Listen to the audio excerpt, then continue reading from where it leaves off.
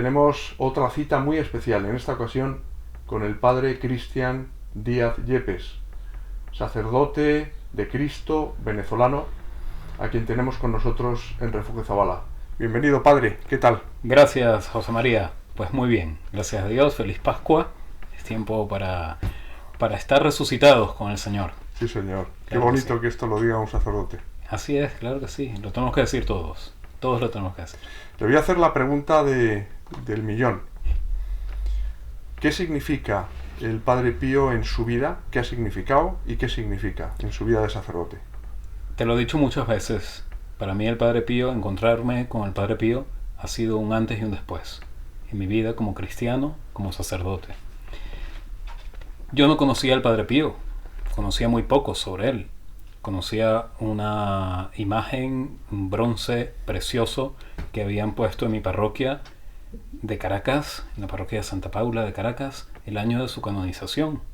En la colonia italiana hizo un bronce, mandó hacer un bronce precioso, enorme, tamaño natural, y en la entrada de la parroquia se puso a San Padre Pío, ya en ese momento. Me parecía un santo demasiado extravagante para mi gusto. Yo me iba más por la santidad más cotidiana, más al alcance. Esto de un santo que se sacaba milagros de la chistera y que tenía tantas historias sorprendentes, así, me parecía una cosa quizás un poco de fábula, algo ya de otro tiempo. Estamos hablando, padre, de hace 20 años, en el año 2002, cuando fue canonizado el Padre Pío, ¿no? Pues sí, correcto, año 2002. ¿Y qué me pasó? Pues que fui invitado a acompañar una peregrinación a San Giovanni Rotondo. Yo no quería ir, no creía primero posible que pudiera ir. Mi agenda no me daba para eso. Me parecía una cosa tirada de los pelos proponer irme una semana. ¿Cuándo fue la peregrinación? ¿En qué año? Fue hace 2 años y medio. 2 años. 2 años y medio, sí. ¿Y desde el Sí, 2002 sí. hasta el 2019-20, Sí. qué significaba para usted el Padre Pío? ¿Seguía significando eso? Era un santo de la iglesia, extraordinario. un santo de lo extraordinario de la iglesia, lo respetaba como un santo de la iglesia, pero no era de mi devoción, ni mucho menos de mi interés. No tenía mayor interés en su figura. ¿Qué pasó? Pues que el Padre Pío quiso que yo fuera a esa peregrinación y abrió todos los caminos para que fuera posible. Y no lo tenía fácil ir a la peregrinación. Para nada fácil. Era ¿Tenía muchos compromisos? Sí, compromisos. Y yo mismo, esto es lo más interesante, yo mismo tenía cierta aprensión por ir a esa peregrinación.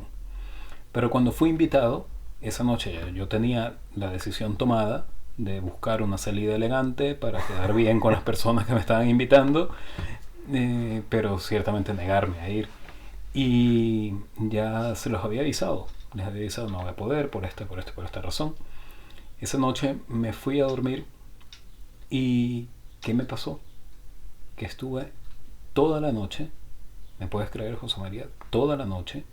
No, uno a veces piensa que durante toda la noche sueña algo, pero se sabe que, científicamente se sabe que son instantes, que uno lo siente como que fue toda la noche. Pero aquí yo sí puedo decir que fue toda la noche soñando con el Padre Pío.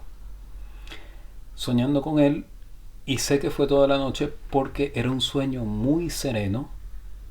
Yo me sentía en un estado, vamos a decirlo así, de conciencia. Yo percibía lo que había a mi alrededor, los ruidos que podía ver esa noche. Desde la ventana los percibía, pero a la vez yo estaba soñando con el Padre Pío. Y soñaba que el Padre Pío me mostraba su casa, me mostraba su celda, me mostraba su altar. Y así me iba despertando, iba como en duermevela, me iba despertando, volvía a quedarme adormilado. ¿Y cuántas veces nos ha pasado, a todos, ciertamente, que uno tiene un sueño bonito, un sueño que no le gusta, se despierta y ya quisiera volver al mismo sueño, pero no vuelves? En este caso sí volvía al mismo sueño. Y el Padre Pío me hablaba, distintas cosas me habló. No recuerdo, al día siguiente ya no recordaba qué me decía, pero recuerdo que en el sueño yo tenía un largo coloquio con el Padre Pío. una larga conversación. Decía usted hace un momento, padre, que tenía aprensión a ir a esa peregrinación. ¿Por qué? Sí, no lo sé. Era algo que no sabría explicar. Después entendí que sería una tentación, ciertamente. Pero bueno, el Padre Pío sabe hacerlo. Sabe, sabe cómo sacarnos de esas tentaciones, ¿no? Y a la mañana siguiente yo me desperté convencido de que tenía que ir a la peregrinación. Quedaban todos los obstáculos ahora por delante, de ver cómo los sorteaba. Y no me hizo falta hacer ningún esfuerzo, porque todo se fue abriendo, sin que yo lo buscara y sin que yo lo creyera posible. Todo se fue abriendo, la agenda, el traslado, todo se abrió. Yo no tenía el pasaporte vigente, no tenía tarjeta de residencia vigente, yo no podía montarme en un avión en ese momento. Y así todo me fui al aeropuerto con el billete comprado y lo último que le dije al Padre Pío antes de llegar a la taquilla fue: me tienes que ayudar, porque aquí voy a viajar como un polizón prácticamente. Y me ayudó a salir de España, llegar a Italia, y a los días finales igualmente tenía que pedirle que me echara una mano al Padre Pío. Muchas personas estaban orando para que pudiera ir, para que pudiera darse este milagro, y se dio efectivamente. Y pues, ¿qué te puedo decir? Yo no he percibido nunca nada extraño, nada de película con extraordinario. Extraordinario, Perfume, sí. O cosas de este No, tipo. ni perfume, ni voces, ni un túnel de luz, ni nada de aquello, ¿no? Bueno, pero sí se le ha aparecido el Padre Pío en sueños, ¿no? Sí, pero como te digo, recuerdo que en el sueño él me hablaba de muchísimas cosas que yo las asimilaba, que yo las percibía, pero yo no te puedo repetir ninguna de las cosas que me dijo, porque esa misma mañana, al despertar, yo no recordaba qué me había dicho, pero sé que me dijo muchas cosas. ¿Y ese fue el sueño que a usted le hizo decidirse a ir a San Giovanni Rotondo? Sí. En la mañana ya yo estaba decidido y lo hablé con quienes me estaban invitando y me lo dijeron claramente: ¿será que el Padre Pío quiere hacerte su hijo espiritual? Quiere que seas su hijo espiritual y que vayas. Y luego es que sin duda voy a ir. ¿Qué pasó en San Giovanni Rotondo? Yo celebré una misa como la celebro diariamente desde hace 15 años, pero esa misa para mí fue la primera y la más importante de las misas que he celebrado hasta ahora. Celebré una misa en el altar del Padre Pío. ¿En cuál? ¿En la iglesita? En la iglesita, sí. O sea, Santa María delle Grazie. Donde él celebraba de espaldas entonces la Santa Misa. Sí, la misa celebrada ad orientem, y según el rito actual, pero celebrada ad orientem, y con el grupo de la peregrinación en español para los peregrinos que iban conmigo. ¿Y qué pasa allí? Que yo me doy cuenta que hasta ese momento yo no me había dado cuenta precisamente de qué se trata ser sacerdote. Si me lo preguntas ahora mismo, no te lo sé definir. Qué fuerte, ¿no? Lo que está Pero diciendo. sé que a partir de ese momento mi vida como sacerdote cambió radicalmente. A ver si es capaz de recordar y sobre todo de explicarlo bien. Cuando usted se ve en el altar donde celebraba la misa el Padre Pío, en todas aquellas primeras misas, antes de que se inaugurase la iglesia adyacente, ¿no? Donde él celebró la última misa. ¿Qué experimentó usted? O sea, ¿qué fue lo que realmente... ¿Qué tuvo de especial aquella misa? Yo celebré esa misa allí, que después me enteré que no tenía que haberla celebrado allí. Fueron cosas de la providencia. Hubiera tenido que celebrar en otra parte del complejo de San Giovanni Rotondo, pero todo se dio para que me tocara en ese momento celebrar la misa en la querida capilla de Santa María delle Grazie del Padre Pío, en su altar. ¿Y qué ocurrió allí? Ya desde los días previos a ir a la peregrinación, a partir de esa noche en que estuve soñando con el Padre Pío, que estuve tal, pues yo le pedía, antes de celebrar cada misa en la parroquia donde estaba, le pedía al Padre Pío que me enseñara a celebrar la misa, que me acompañara y me enseñara a celebrar la misa. Y te digo que llevo 15 años celebrándola. Y yo empecé a experimentar una compañía, alguien que me estaba acompañando a celebrar la misa. Alguien que me decía, ahora haz esto, ahora ten cuidado con este detalle. ¿Pero usted escuchaba esa voz? No, Ya. pero Era algo lo como, podía percibir. Lo podía percibir. como si el Padre Pío estuviera indicándole cómo debía celebrar Sí, la misa. sí, sí. Lo llamamos litúrgicamente como un ceremoniero, como ¿Un liturgista? un liturgista. Digamos que uno, de hecho, cuando va a celebrar la primera misa, siempre le pide a algún sacerdote amigo, sobre todo, que te conozca bien y que tenga paciencia contigo, que haga de maestro de ceremonia, para que te vaya indicando todo, porque por más que uno haya ensayado y estudiado la misa durante años, pues ese momento de la primera misa uno está con la cabeza en otra parte, ¿no? En el cielo debería ser. Y así, hace falta alguien que nos aterrice y que nos diga que ahora toca esto, nos señala en el libro y así. Y eso mismo lo empecé a experimentar yo en los días previos a ir a San Giovanni Rotondo, que el Padre Pío, alguien que yo reconocía como el Padre Pío, estaba ahí indicándome, ahora toca esta parte, ahora toca, con un amor, una reverencia, una paciencia y una misericordia muy particulares, muy particulares. Me sentía acompañado por un amigo que me estaba enseñando a celebrar la misa. Y entonces, aquí volvemos a la misa en el altar del Padre Pío.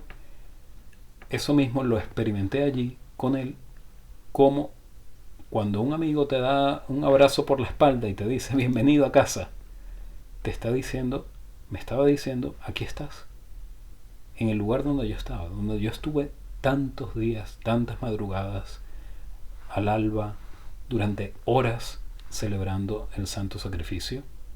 Bienvenido, bienvenido aquí. Ahí me descubrí a mí mismo como hijo espiritual del Padre Pío. Era mi padre que me estaba acogiendo y enseñando a dar los pasos en la vida sacerdotal como un padre enseña a su hijo a dar sus primeros pasos. Permítame que le pregunte, claro, usted llevaba, como ha dicho, 15 años de sacerdote y usted no sabía celebrar la Santa Misa. Vamos a ver. Materialmente la sabía. Pregunta es... Materialmente la sabía celebrar. Yo hacía mi mejor parte por celebrarla bien. Pero faltaba... Eso es. Faltaba algo. ¿Qué faltaba? Algo más. Faltaba un sentido mayor de nuestra indignidad, de mi indignidad como sacerdote, como ser humano pecador, pero a la vez de la inmensa misericordia de Dios al haberme escogido, al haberme consagrado como sacerdote suyo y al haberme puesto allí en el lugar de su Hijo Jesucristo, ofreciendo su mismo sacrificio de la cruz y muriendo y resucitando con Cristo en ese momento. ¿Qué ha pasado después? Vamos a ver, José María, tú me conoces también.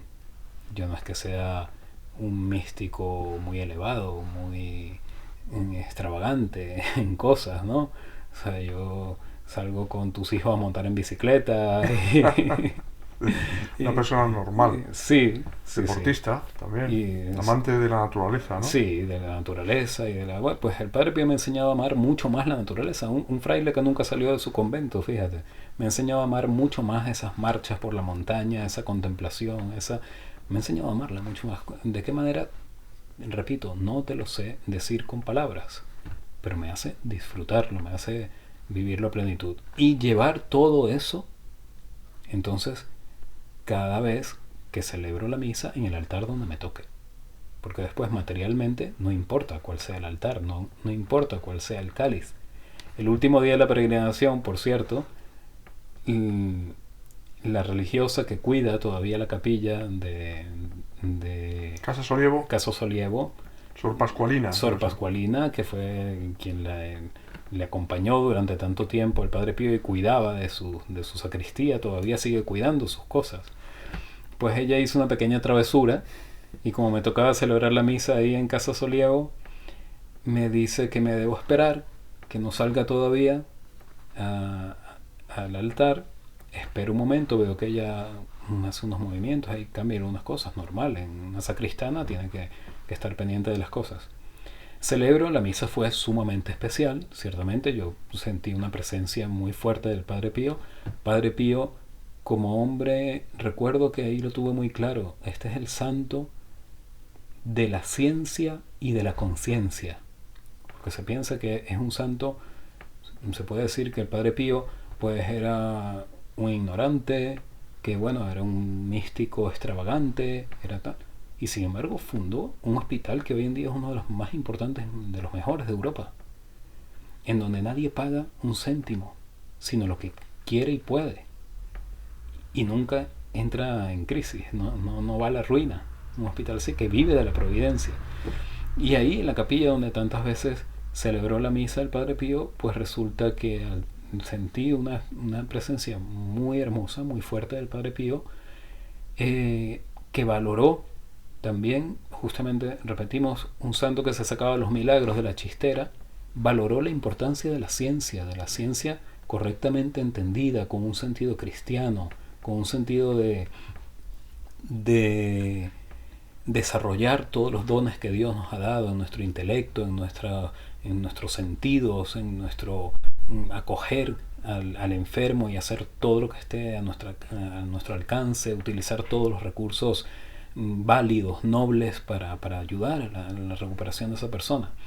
Y aparte de la conciencia, porque es el santo que tenía el don de leer las almas, ¿no? El don de entrar en la conciencia de la persona, incluso de conocer los pecados del penitente, que te voy a contar, ¿no?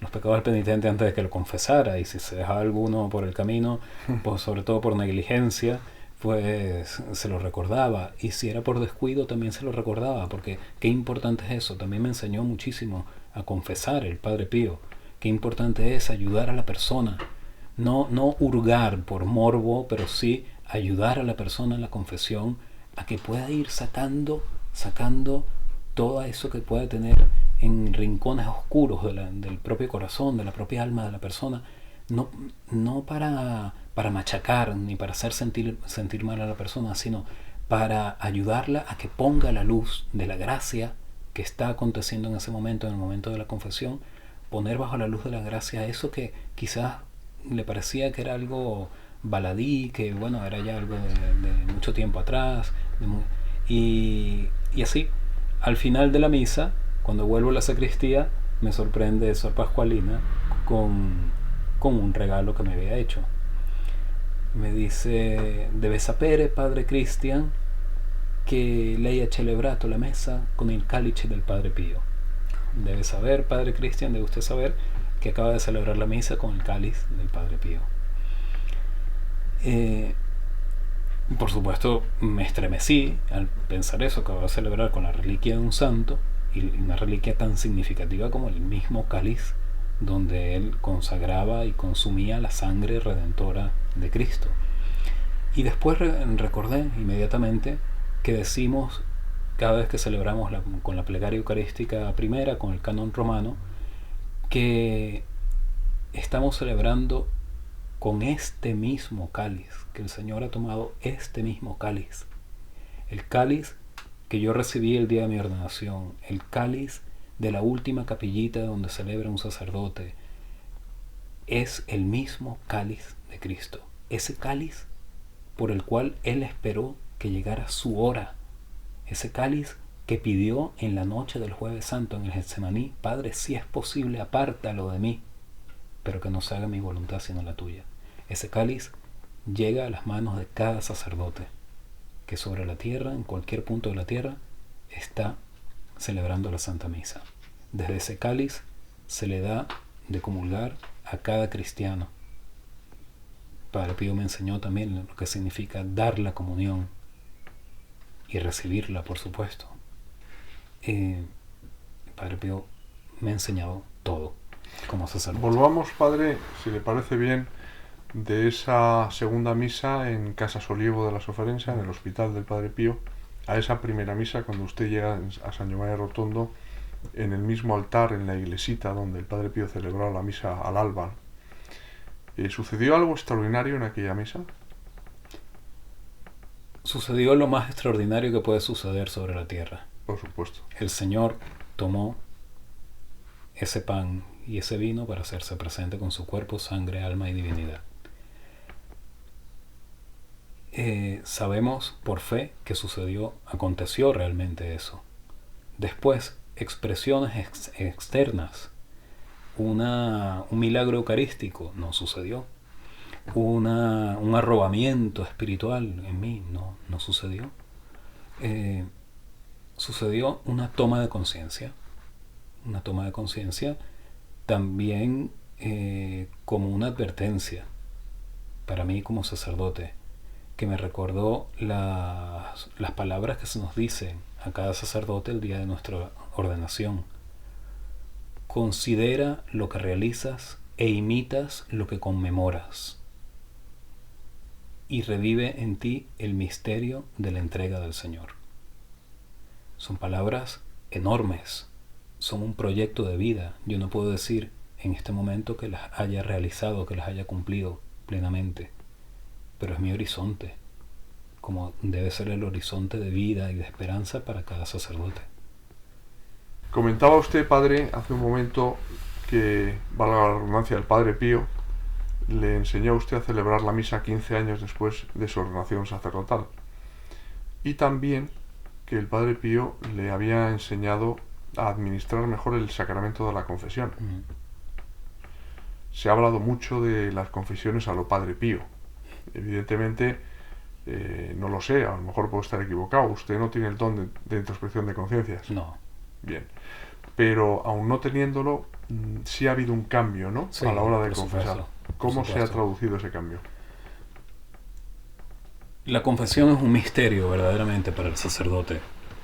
Yo te puedo decir que en mis primeros meses como sacerdote sufrí mucho al confesar, porque me escandalizaba mucho.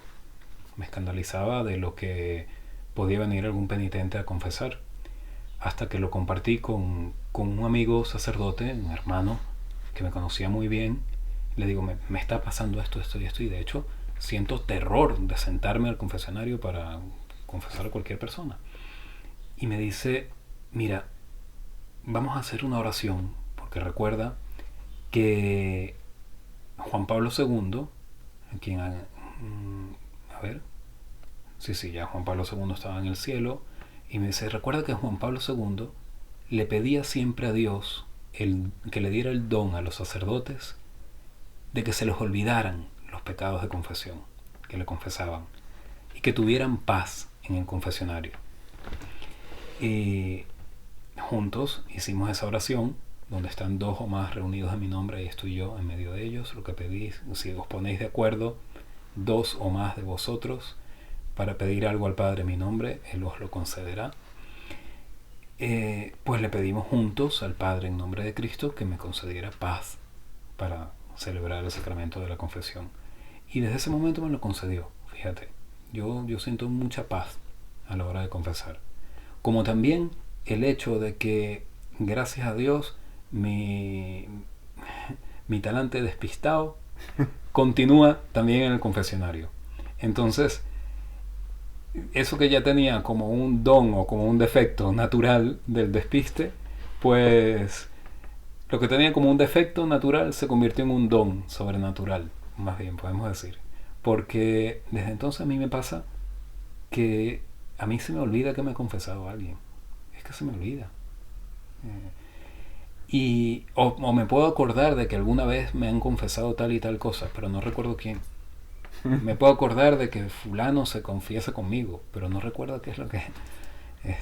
y así, ¿no? Hay un misterio allí. Y después del encuentro con el Padre Pío, esa experiencia de ponerme a la estola, sentarme al confesionario, se convierte más todavía en un momento de paz, un momento de muchísima paz y de muchísima gracia, que yo lo vivo como un estar en oración, y experimentar nuevamente mi propia indignidad al celebrar cada misa, pero a la vez la propia grandeza de Dios, que toma esta indignidad, la indignidad de este pobre pecador, para conceder nada más y nada menos que el perdón de los pecados a otro pecador que viene arrepentido. Y, y eso me hace que también como sacerdote, pues yo busque una y otra vez la confesión para mí, que hasta lograr, pues por gracia de Dios, por lo cual estoy muy agradecido, esta enseñanza que nos dejó el Padre Pío, de confesarnos una vez a la semana, de estar continuamente en examen de conciencia, de estar continuamente buscando la gracia de Dios que nos viene por ese sacramento. Usted aprende también del Padre Pío a valorar la importancia de la liturgia en la misa. Claro. Algo que bueno, que a veces no se le concede importancia, y los sacerdotes, y es algo desde el punto de vista humano comprensible, tienden a convertir en algunos casos la misa como una rutina. Algunos sacerdotes pueden caer en ese peligro. Vamos a ver, no se les puede culpar a muchos, porque sacerdotes que están en Castilla, que están en tantos lugares en los cuales tienen que atender 14 pueblos un domingo y tienen que celebrar por lo menos 8 misas que les tienen que dar la dispensa. ¿Eso se puede hacer? Bajo dispensa del obispo por necesidad pastoral. Sí. Pues humanamente llega un punto de rutina, llega un punto de... no lo podemos juzgar. Lo que puedo invitar es a mis hermanos sacerdotes a siempre estar renovando esta disposición, este espíritu de que Dios se muestre, que podamos imitar lo que celebramos y considerar una y otra vez lo que tratamos, que dice Quattractatis, que dice el ritual de la ordenación. Para el Padre Pío lo más importante del día era la Santa Misa, ¿no? Nada más importante que el centro de su vida interior. Totalmente. Para usted, interior para usted y exterior. También. Para usted también. Interior y exterior. ¿Y para usted? También. Sí, sí. ¿Y eso debería ser extensible a todos los sacerdotes? Claro. A todo cristiano. A todo cristiano. A todo cristiano. Y eso no es porque lo diga el Padre Pío, eso está en la doctrina de la Iglesia, está en toda la gran tradición de la Iglesia, está en el testamento mismo del Señor. Tomad y comed, este es mi cuerpo, tomad y bebed, esta es mi sangre, haced esto en memoria mía. O sea, con imperativo, no es una sugerencia, es una y otra vez.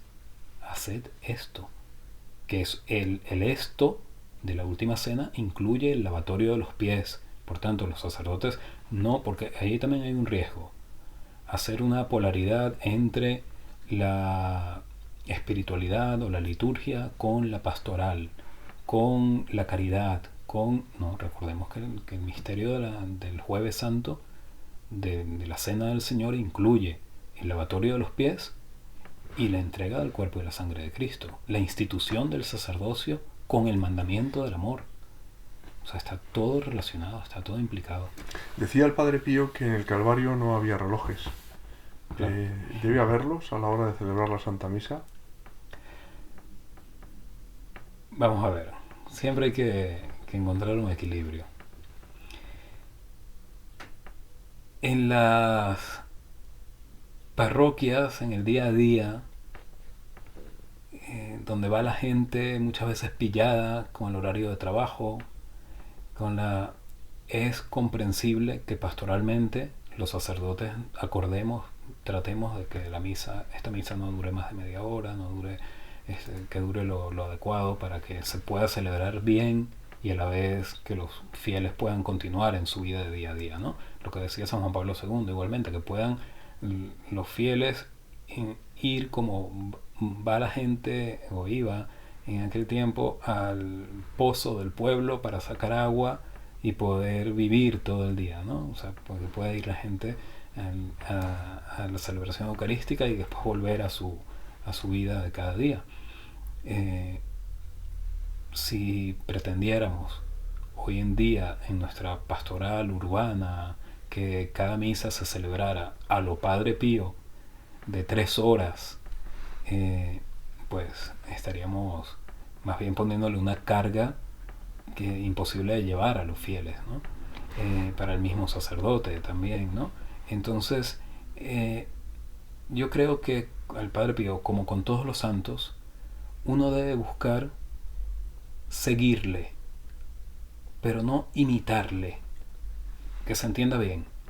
Imitar sus virtudes sí, pero no pretender una imitación pedestre de decir, como el Padre Pío celebraba durante 3 horas, pues yo también voy a celebrar durante 3 horas. Y te pegas una homilía de 1 hora y 45 minutos o 2 horas. Por cierto, es una gran pregunta que muchas personas se hacen. ¿El Padre Pío pronunciaba homilías durante la misa? No. Eso fue una de las primeras cosas que yo pregunté a los testigos presenciales de la vida del Padre Pío, que había sido su monaguillo y todo. Me causaba curiosidad cómo eran las prédicas del Padre Pío. Y sencillamente me recuerdo, tú recordarás cómo se llama ese monaguillo del Padre Pío, ¿no? Que está ahí en San Giovanni, en Pietrelcina. Tuvo varios, Bueno, ya no recuerdo. Yo le pregunto cómo era. Conozco algunos, pero ¿Cómo era la prédica del Padre Pío? Y me dice, semplicemente no la faceva, non ce la faceva. ¿Cómo? Que no la hacía. No. ¿Y por qué razón? No estaba permitido. No estaba permitido. Yo después lo investigué. No era propio de los frailes menores decir homilías sin la licencia de su superior mayor. Tenían que pedir una licencia al superior mayor. El Padre Pío nunca la pidió. La predicación del Padre Pío era la celebración de la misa. Claro, quizás porque la predicación o la homilía podía distraer la atención sobre el verdadero sacrificio de la Santa Misa. O podían poner demasiada atención en la persona del celebrante antes que en lo que se celebraba. Y eso es un riesgo del cual todos los sacerdotes nos tenemos que cuidar, ciertamente. Los frailes menores, como te digo, a ellos no les estaba permitido desde su fundación, desde el Papa reinante, cuando San Francisco de Asís, no les permitía, salvo un permiso expreso que se le daba a través del superior mayor. El Padre Pío no necesitaba predicar con palabras. Hay un testimonio muy hermoso del Padre Gabriele Amor, que fue discípulo del Padre Pío, que decía, ¿qué hacíamos allí madrugando cientos de personas a ir a ver una misa en la cual el sacerdote no nos veía a nosotros, como se dice mal, pero comúnmente el sacerdote está de espaldas al pueblo? Esas misas en las cuales se celebraba en una lengua que nadie hablaba, y sin embargo pasábamos 3 horas allí sin perder la atención. Ya hoy en día, cuando tanto se habla de activa participación de los fieles en la Eucaristía, ya quisiéramos que nuestros fieles hoy en día participaran de esa manera en una misa, que no se necesitaba hacer nada raro, nada estrafalario para llamar la atención de los fieles, ¿no?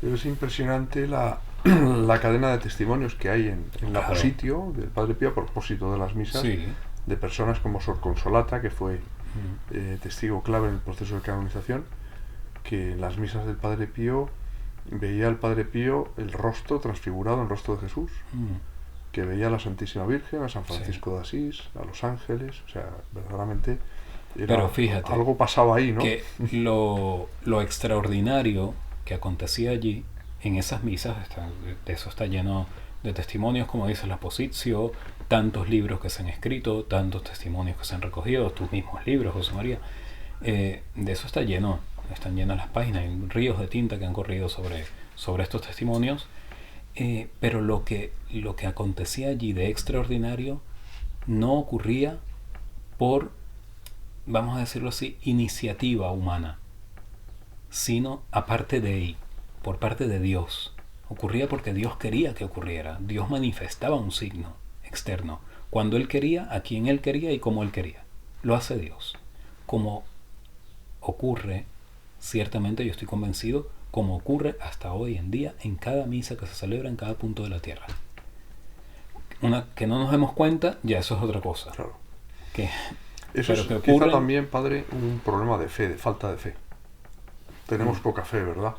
A lo mejor nos queremos ir, yo qué sé, a Tierra Santa y resulta que somos incapaces de bajar, valga la redundancia, bajo de nuestra casa donde hay un sagrario, ¿no? Y está Jesús realmente presente, ¿no? somos muy, muy así, ¿no? Es decir, o que está muy bien, ¿eh? Por otra parte, o nos vamos a Fátima y resulta que no hemos puesto un pie en el Pilar de Zaragoza, por ejemplo, ¿no? O sea, yo no sé si es un fenómeno típicamente español o por el contrario obedece, pues, es un fenómeno universal de falta de fe. Humano, es un fenómeno humano. Hay fe, pero hay que dar el paso de la fe a la fidelidad. ¿Usted cree que hay fe? ¿Verdaderamente esas palabras de Jesús, esa pregunta, mejor dicho, de Jesús, ¿encontraré fe cuando vuelva por segunda vez a la tierra? ¿Hasta qué punto son ciertas? Vamos a ver, siempre el ser humano va en esa pugna por alcanzar la fe. Ciertamente, esto está íncito en toda persona, en todo ser humano. Necesitamos, anhelamos la fe, incluso el que no la quiere, incluso el que reniega de ella. Es una forma desesperada de clamar por ella, el que la reniega. Cuando Cristo se le aparece vivo y glorioso a los apóstoles y llama a Tomás, ven aquí, que no estaba el primer domingo en que se aparece a la comunidad, y está 8 días después y le dice, ven aquí, mete tus manos y no seas incrédulo, sino sé fiel. Es el término que se utiliza. Le invita a la fe como fidelidad. Por eso, fe como un percibir fenómenos extraordinarios, todos los buscamos. Todos lo buscamos. Santo Tomás Apóstol lo estaba buscando. Santo Tomás cuando dice, Santo Tomás Apóstol me refiero, cuando él dice, si no meto mis manos en el agujero de los clavos, si no meto mi mano y mi dedo en la llaga del costado, no me lo creo. ¿Qué está queriendo decir? Quiero pruebas extraordinarias, quiero cosas sorprendentes. Es lo que le pasa a tantas personas. Lo hermoso del Evangelio, lo hermoso de la revelación bíblica, lo hermoso de la resurrección de Cristo es que Cristo conoce esas tendencias nuestras y nos ayuda. Y nos dice, esto es lo que quieres, pues te lo ofrezco. Pero no te quedes ahí. Tienes que ir más allá. Sé fiel. En definitiva, la palabra con la que llamó al mismo Santo Tomás Apóstol y a cada uno de los apóstoles. Ven y sígueme. Hay un tema en el que ha insistido y que me parece crucial en cuanto a la figura del Padre Pío. Y es que se le tiende a ver como un santo de lo extraordinario, cuando realmente todo el mundo sabe que la santidad no consiste en eso, sino vivir en grado heroico todas y cada una de las virtudes, empezando por la caridad, ¿no? Y por la humildad. Entonces, claro, el Padre Pío no es un mago, ni una persona que, como usted decía, se saque milagros de la chistera, ¿no? Sino que es un hombre de carne y hueso que se fió de Cristo hasta sus últimas consecuencias y que le dio un sentido al sufrimiento en su vida, ¿no? Que siguió a Cristo hasta el Calvario cada amanecer cuando celebraba la misa, y se sangraba él desde las mismas llagas del Señor. Lo cierto es que también cuando uno se acerca por primera vez a la figura del Padre Pío, le llama más la atención los fuegos artificiales, ¿no? De los carismas con los que Jesús lo adornó. Los carismas extraordinarios, sí, pero volvemos a lo de Santo Tomás. Quien busca al Padre Pío por esto, pues Dios se lo concede también, yo creo. Dios le dirá a la persona, pues quieres meter los dedos aquí, quieres te mueves un poco por esa curiosidad, por ese morbo incluso, pues Dios se vale también de muchas de estas cosas. El problema es quedarse nada más allí, quedarse únicamente en los fuegos artificiales y no ir a la raíz profunda de la experiencia. ¿De qué lugares hemos hablado de la iglesita, hemos hablado de la iglesia de Casa Solievo? ¿Qué otros lugares a usted le llamaron poderosamente la atención cuando estuvo en San Giovanni Rotondo? Quizá Monte Sant'Angelo, quizá la primera vez que vio el cuerpo del Padre Pío y tuvo ocasión de recogerse en oración ante él, no sé. Su habitación como joven estudiante, que para poder entrar al seminario, después de toda la jornada de trabajo, se encaramaba allí en aquella buhardilla Estamos hablando de de Pietrelcina. Pietrelcina. Eh, Abajo estaba la casa de sus padres y él se encaramaba allí y a la luz de una vela se trasnochaba aprendiendo la gramática latina, aprendiendo los primeros rudimentos de latín para poder ingresar al seminario en ese tiempo, ¿no? Vamos, que esa parte humana del Padre Pío. ¿Qué otros detalles me llegaron significativamente? Pues ese esfuerzo continuo de pasar la noche en oración, de procurar no perder ni un momento del día sin estar orando, sin estar amando, sirviendo a otro. ¿Qué otra cosa? Pues si te soy completamente sincero, me gusta mucho ver las fotos del Padre Pío tomándose una birra. Porque un hombre sencillo, que sabía... Tomándose una birra, no cualquier birra, una Peroni, Una Peroni italiana, que se sigue produciendo hoy día. Sí. No es la que a mí más me guste, pero bueno, me gusta ver en un santo que podía extasiarse, tener éxtasis con lo más extraordinario, también podía compartir lo más sencillo de la vida, de la alegría de tomarse una birra con sus amigos, con sus hermanos de comunidad, sus amigos. Esa es la vida cristiana. Me gusta mucho lo que dice y lo comparto totalmente, ¿no? Porque a mí yo creo que es muy importante ver que los santos, los grandes santos, son personas de carne y hueso, con sus miserias también, ¿no? Porque aquí en la tierra no hay nadie santo, ¿no?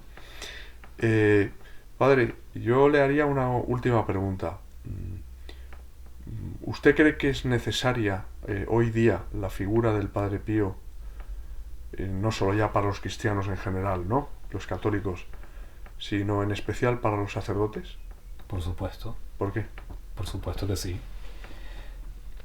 Porque yo estoy convencido del Padre Pío es un signo profético que Dios quiso enviar al mundo moderno y a los sacerdotes de hoy para que no perdamos nunca de vista lo que es el sacerdocio, el sacrificio de Cristo en la Eucaristía, el misterio del perdón de los pecados que se concede en la confesión sacramental, para que no perdamos nunca de vista la pasión gloriosa de Cristo.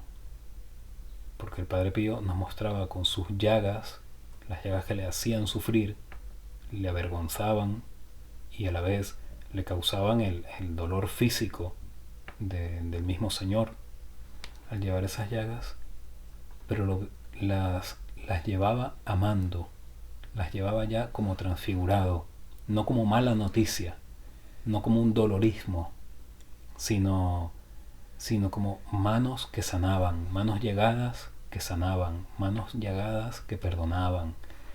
Y eso se nos enseña, eso lo tendríamos que vivir, lo tenemos que vivir los sacerdotes de hoy. Que nosotros también, como seres humanos heridos, con nuestras historias, nuestras faltas, pues Dios, a través de nuestras heridas, sana, se vale de ellas para sanar. Bueno, queridos amigos, hemos llegado ya al final de este nuevo programa de Refugio Zabala. Yo creo que las palabras del Padre Cristian han sido muy edificantes, primero para mí, que estoy aquí escuchándole, y por supuesto me imagino que para vosotros también. Así que lo dejamos aquí. Yo creo que podréis reflexionar, ¿no?, al hilo de estas palabras, esta conversación espontánea, sin nada preparado, ¿no?, que ha surgido con el Padre Cristian. Y os esperamos, en cualquier caso, de nuevo el próximo jueves a las 10:30 de la noche en Refugio Zabala. Que Dios os bendiga a todos.